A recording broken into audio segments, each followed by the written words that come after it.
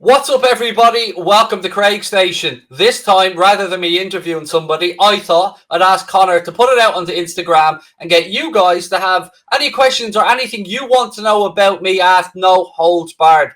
I haven't seen the questions. I'm both excited and shitting myself to see what they are. So let's go over to Connor and start with the first question of getting to know Craig. What was your dream job growing up? Professional footballer, obviously. And, you know, people laugh at that, but I know looking at me now, you don't see supreme athlete. But growing up, I lived the life of an athlete. I spent my entire day playing sports, whether it be football or tennis, running around, and I was solid muscle. So it was my dream job to be a professional footballer. But look, I think quickly, when you get to 15, 16, you realise that might not be possible. And ever since then, I'll be honest with you, I've just been scrambling around from job to job, from industry to industry, trying to just find something that gets you that perfect mix of being happy and financially rewarded enough to live.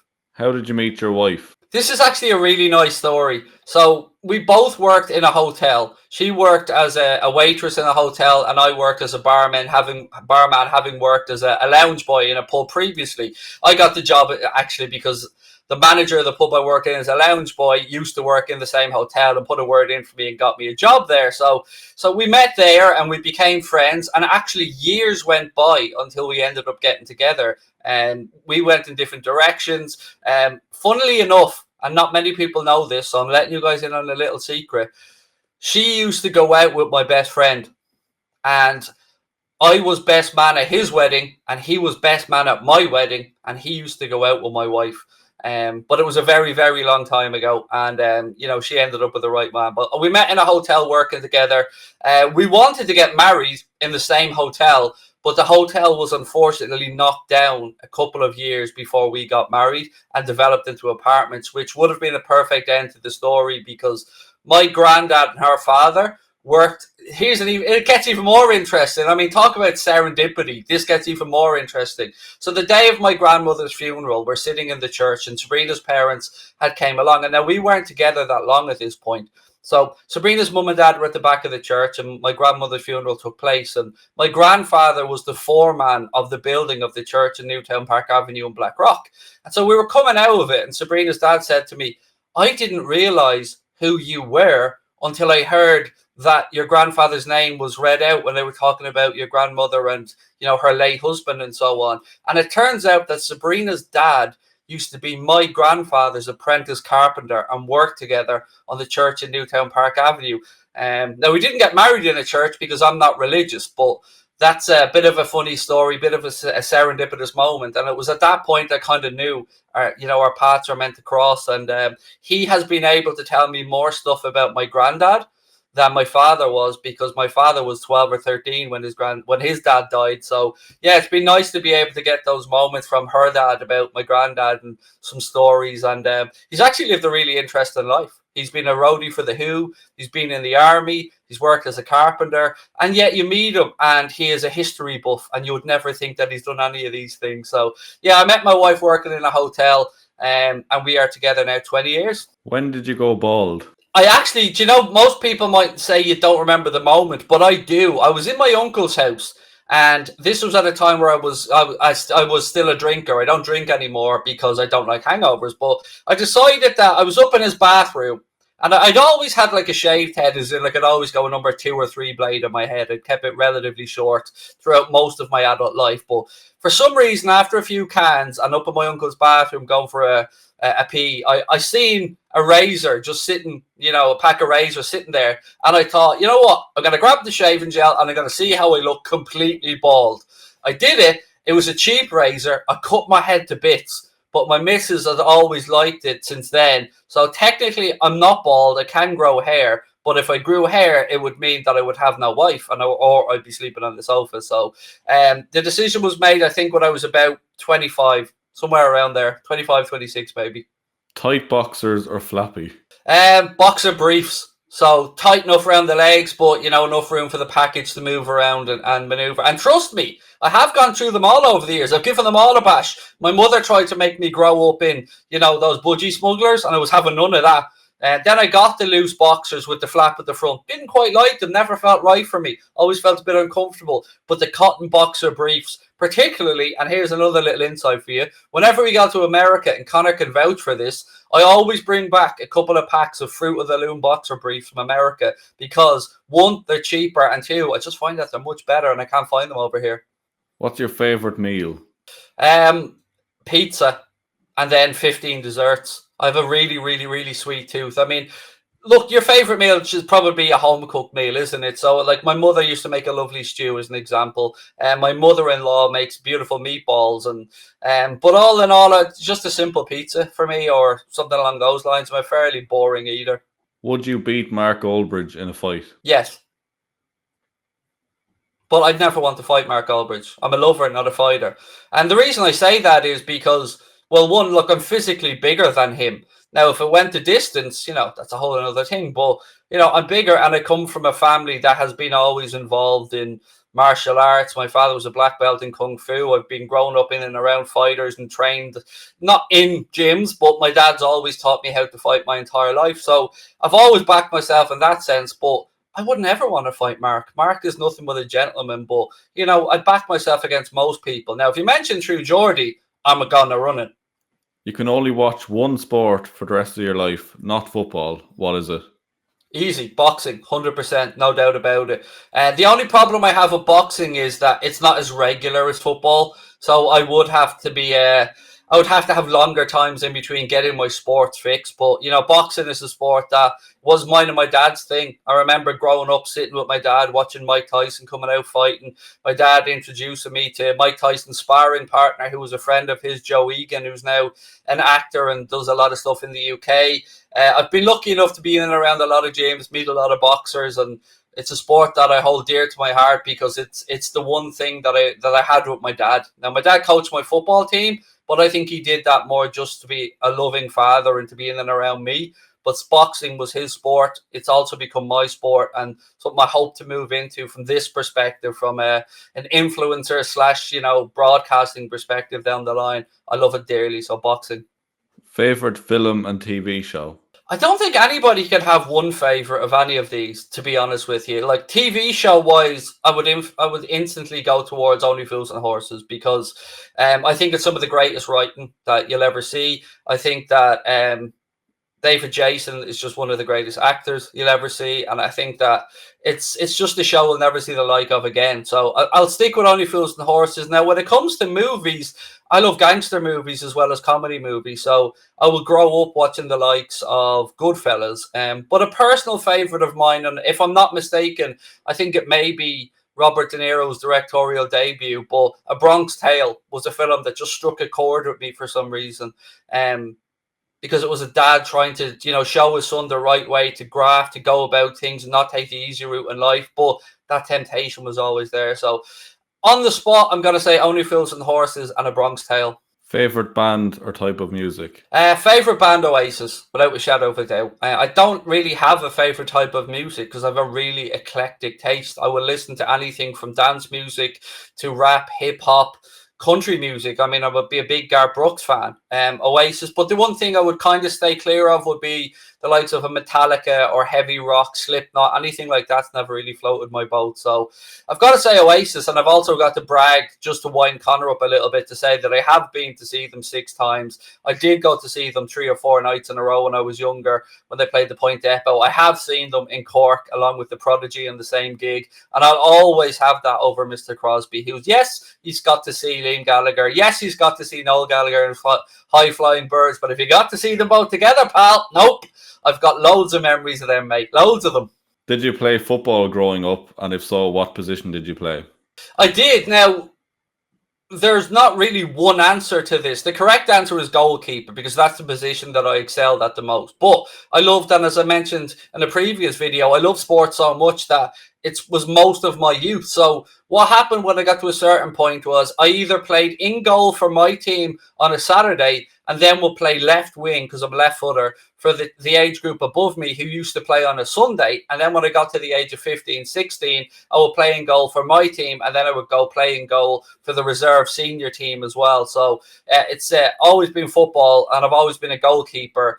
I was a really good keeper. I won't lie about it. I knew what I was at. I was very good at reading people. My penalty record was great, but ultimately I just wasn't good enough. And if I'm being truthful, wasn't dedicated enough to make it as far as I perhaps could have, and as I've seen others that I grew up with make it. So goalkeeper was my position, but yeah, I'm only 5'10", so probably never would have made it in the Premier League level. And yeah, look, I know there have been keepers of my height that have made it, but they're a lot better than me. Craig versus Cal the Dragon. Who wins in a goalkeeper 1v1? Oh, look, I'd have to be honest and say Cal the Dragon, because, you know, if you put me back to Craig at 18, 19 years of age, you know, I'll give it a fair go. But Craig now, 39 years of age, 17 odd stone. Yeah, no, there's no way I'm going and competing in any goalkeeping competition. So, look, I'll be entirely honest and say Cal the Dragon all the way. How did you meet Conor? It was on Grindr, you know, as you do when you meet most fellas. No, in all seriousness, I used to have a podcast, and as I've consistently told you all, I'm very, very dumb and not technically gifted. So I needed some artwork done for the podcast. I put out a tweet, as you do, looking for somebody to give you a hand. Conor was the second person that replied to the tweet. The first guy was really flaky, so I moved on to Conor. Conor was really quick, turned things around. The artwork was spot on. And ever since then, we've evolved into what is now Anfield Agenda, and Conor's prominence in what we do has become even more prominent, because, you know, the channel wouldn't exist without them. I always say I have the easy part here. People think it might be the more pressurized part, but it's not. Without the dedication of Conor or the likes of Drawdy at the United Stand or whoever does the stuff elsewhere, they're the real heroes in these scenarios. I'm just the person that gets the easy work. What's your dream car? I'm a man of simple pleasures. I don't ever dream about the Ferraris or the Lamborghinis of this world. So honestly, my dream car would probably be, it's difficult because my dream car is a Cadillac Escalade, but I wouldn't drive a left-hand drive car over in Ireland. So I suppose my dream car would probably be an Audi Q7. How did you get the scar on your head? See, this is a really funny story. So I managed to split my head open 3 times over the course of 2 weeks. And it got to the point in A&E in the hospital where, of course, I didn't know this as a child, but I was being asked the leading questions of, how did this come about and what happened? I think they were maybe intimating that it had something to do with my parents. And look, of course, that's their right to ask these questions. And you like to think that they're looking out for kids. But the answer purely is that I was very, very stupid. So the one at the front of my head, and I have it up here, you guys won't be able to see it, but like it's a cross. That one was split open twice in the space of a week. And it all came about because I was and still am an impatient little shit, as anybody that knows you will let you know. And I was about 3-4 years of age, and I used to have a little trike, and I wanted it. It was upstairs in my house because it was flying around the bedroom, and I called downstairs to ask my mum, could you give me a hand to bring it down? And she said no. So me, being the genius that I am, decided that I could cycle it down the stairs. And well, look, the rest is history. I got maybe one step down, da-dum, da-dum, da-dum. And then the one on the side of my head, which I have a ball patch on, you probably can't see, it's about there, is my auntie had one of those non-slip mats in her hall, which, funnily enough, I slipped on and banged my head off the stairs and split that open. And as I said, all of this came over the course of a couple of weeks. And the second time I split this part open was I was in my cousin's house and we were messing around. I was jumping up and down. I banged my head on his bunk beds and opened up the same stitches. How is your mental health doing? It's up and down, to be honest with you. Some days are better than others, but I think that's the way anybody that has mental health issues or mental health struggles will say it is. You can only take things one day at a time. And what I find very difficult in particularly what I do is that when you get the highs, so a great stream or, you know, lots of work starts coming your way or things are going well, those highs are really high.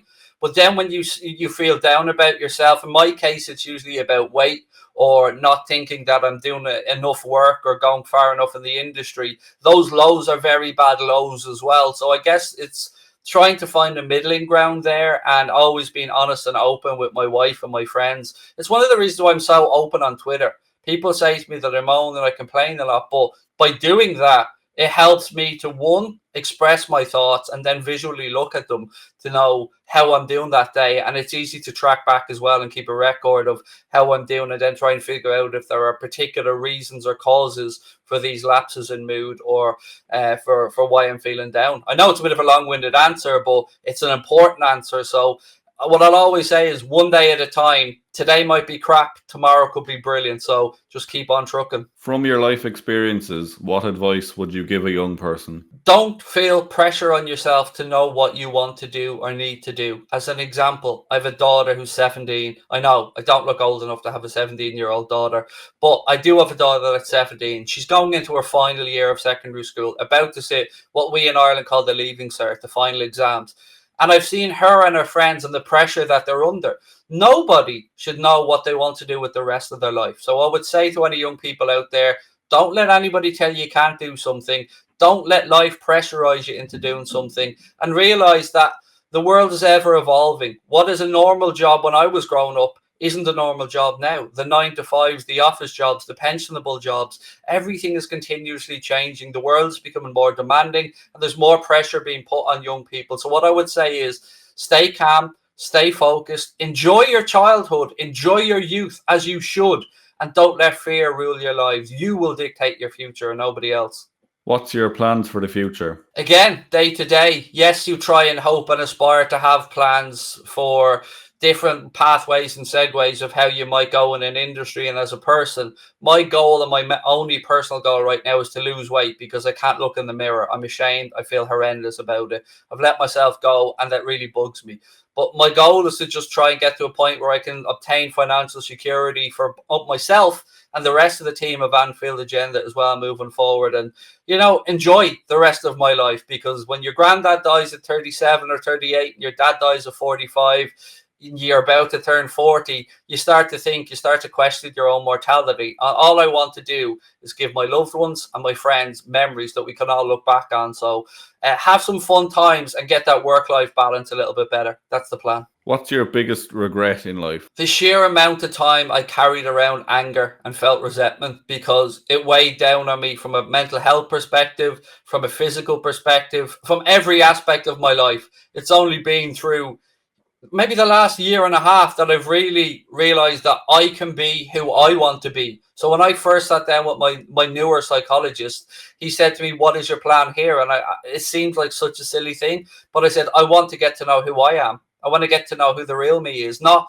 who I'm meant to be, who society thought I was going to be, who my parents or my family thought I was going to be, because I grew up in a very masculine family, a very tough family, a very rugged family, but also a very caring family. But there were certain things that they believed in that I didn't, and vice versa. So, when my parents passed away, I carried around a lot of anger towards certain people and to myself, because, you always ask, can you change certain situations? So when I let that anger go, it's no accident that not only did I start to feel better about life, but things started improving for me. The channel started to grow, the way I make content started to change, and I became more vulnerable. And in showing that vulnerability, I started to realize that showing love and receiving love are beautiful things, and it makes me smile and happier every day. So definitely not carrying around that anger that I used to have. Let it go if you can.